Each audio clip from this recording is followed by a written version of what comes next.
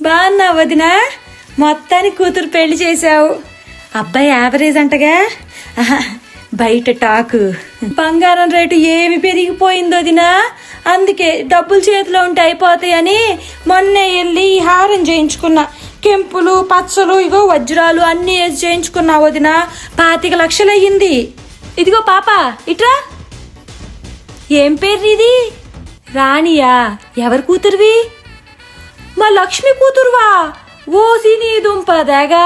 చిన్నప్పుడు చీవుడు ముక్కేసుకుని తిరుగుతూ ఉండేదానివి, ఇప్పుడు రంగు తేలి బాగున్నావు. ఏం చదువుతున్నా? ఉద్యోగం చేస్తున్నావు? అబ్బో, ఏది మీ అమ్మని పిలువు ఒకసారి.